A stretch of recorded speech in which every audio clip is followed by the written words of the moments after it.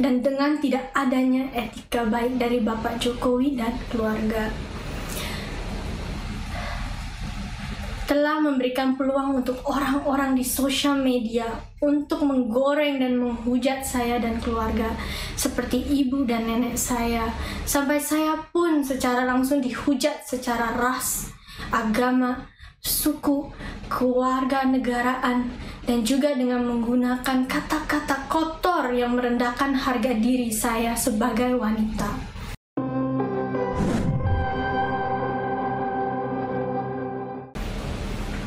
Selamat siang kepada seluruh saudara-saudari di Indonesia. Saya Felicia, yang juga lebih akrab dikenal sebagai Felicia Tissue di sosial media. Dalam situasi pandemik yang sulit ini, saya berharap warga Indonesia akan tetap tabah dan menjaga kesehatan masing-masing. Ini pertama kalinya saya memberanikan diri untuk berbicara di publik, untuk meluruskan hal-hal yang selama ini menjadi simpang siur dengan tidak adanya kejelasan dan penyelesaian oleh pihak Bapak Jokowi dan keluarga. Akibatnya, akhir-akhir ini telah terjadi hujatan kejam yang dilontarkan terhadap saya dan keluarga dengan membawa isu suku, agama, dan kewarganegaraan. Setelah memilih untuk diam selama ini, saya rasa ini tidak bisa terus dibiarkan. Hujatan harus dihentikan dan publik harus mengetahui apa yang terjadi sebenarnya. Pada tahun 2016, saya diminta oleh putra bungsu Bapak Jokowi untuk bertemu dengan beliau dan Ibu Iriana, dan juga sempat diperkenalkan kepada keluarga besar beliau. Sejak berjalannya hubungan antara saya dan putra beliau, sudah beberapa kali diundang untuk menghadiri acara keluarga besar beliau, seperti pernikahan Mas Rio dan Mbak Ayang.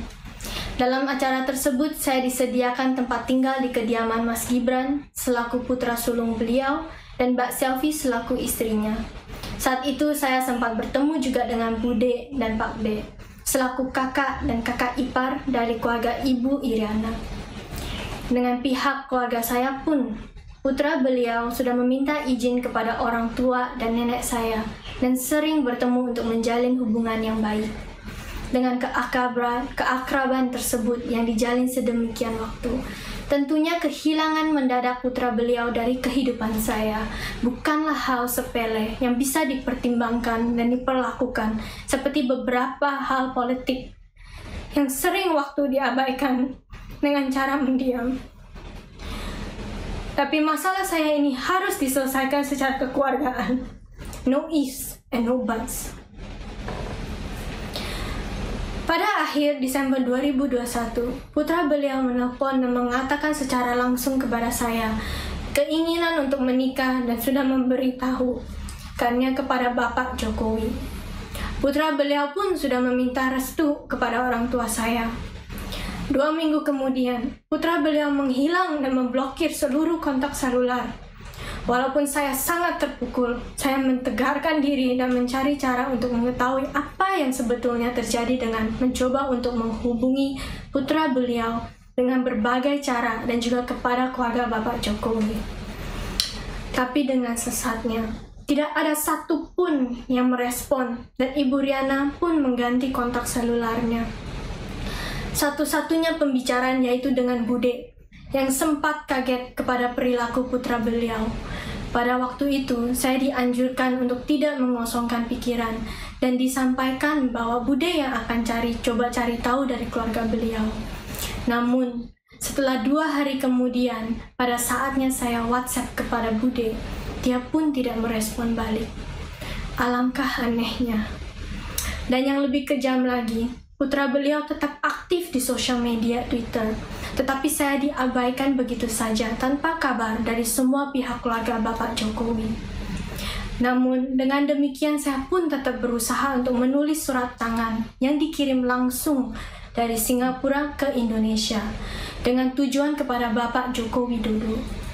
Isi surat tersebut meminta untuk hal ini diselesaikan secara kekeluargaan, karena dampaknya akan sangat berat bagi saya apabila tidak ada penjelasan dan penyelesaian dari pihak beliau. Sebagai wanita sederhana, saya tidak ingin kehidupan pribadi saya menjadi konsumsi media. apalagi ditambahi oleh hujatan-hujatan yang seharusnya tidak terjadi. Namun, sayangnya surat itu pun tidak direspon. Dengan situasi tersebut, saya tetap memilih untuk diam tanpa memberitakan apapun ke media. Walaupun banyaknya media-media yang coba untuk mencari tahu, saya tetap berharap ada etika yang baik dari pihak keluarga beliau untuk menyelesaikannya secara kekeluargaan. Tetapi di saat putra beliau menghilangkan semua foto-fotonya di halaman Instagramnya, berita mulai muncul. Nenek saya yang sudah berusia 84 tahun menelpon untuk bertanya. Namun saya hanya bisa menyampaikan, belum tahu Ama, tapi jangan khawatir ya. Karena saya mengkhawatirkan kesehatannya. Tetapi nenek saya tetap menempuh perjalanan ke Istana Bogor untuk mempertanyakan ada apa sebetulnya dengan putra beliau. Sayangnya, perjalanan itu sia-sia. Dinding istana begitu tebal dan tidak ada seorang pun yang menjawab pertanyaan nenek saya. Akhirnya, badai tidak bisa lagi terbendung. Pada tanggal 7 Maret 2021, 2 hari sebelum perayaan ulang tahun saya, saat media online mengungkapkan foto kebersamaan putra beliau dengan sosok wanita yang saya kenal sebagai karyawan perusahaannya. Mulai saat itu, foto-foto mesranya mulai beredar luas di media online, dipertontonkan kepada publik. Disitulah ibu saya merasakan dengan pedihnya bahwa anak putri satu-satunya telah dikhianati oleh putra beliau dan perilaku kejitnya diperbolehkan oleh beliau sendiri dan keluarga. In all honesty, it was an immense blow for me and of course my parents who saw me in distress and confusion. They could not bear to see me treated with such unfairness. Dan makanya ibu saya yang pertama mengutarakannya melalui Instagram pribadinya. Niatnya bukan untuk memperkeruh, tetapi karena tidak ada jalan lain lagi. Satu-satunya adalah menyampaikan perasaan hati dalamnya bahwa putrinya telah diperlakukan secara tidak wajar. 5 tahun hubungan saya dengan putra beliau bukanlah waktu yang singkat. Saya sangat terpukul dan tidak bisa berkata apapun. Namun, saya beruntung karena ada ibu dan kakak saya yang mewakili saya, dan keluarga besar yang menguatkan saya. Beberapa bulan sudah berlalu, dan saya berusaha untuk membangkitkan diri dan menjalankan hidup baru saya ini.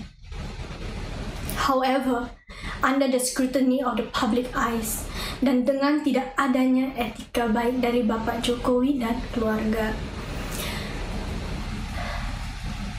telah memberikan peluang untuk orang-orang di sosial media untuk menggoreng dan menghujat saya dan keluarga, seperti ibu dan nenek saya, sampai saya pun secara langsung dihujat secara ras, agama, suku, keluarga negaraan, dan juga dengan menggunakan kata-kata kotor yang merendahkan harga diri saya sebagai wanita.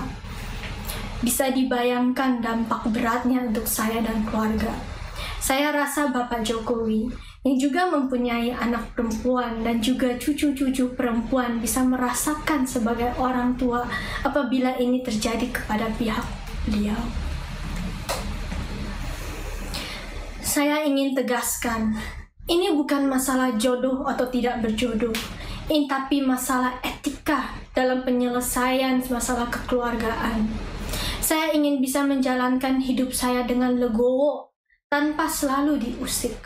Karena tidak ada penyelesaian baik dari pihak beliau, maka saya harus berbicara yang sebenar-benarnya kepada publik agar saya dan keluarga tidak dipertanyakan lagi satu persatu, apalagi diusik dengan hujatan yang kejam. Seharusnya lelaki wajib melindungi wanita, tapi pada saat ini saya berdiri dengan tegar untuk diri sendiri. Seperti yang dikatakan almarhum Gus Dur, sosok pemimpin moderat yang sangat saya kagumi. Pancasila dan konstitusi begitu mudah diucapkan oleh para elit dan penguasa. Namun, mengapa mereka begitu sulit melaksanakannya? Sebelum saya mengakhiri video ini, saya ingin mengucapkan selamat Hari Waisak bagi seluruh umat yang merayakannya. Terima kasih.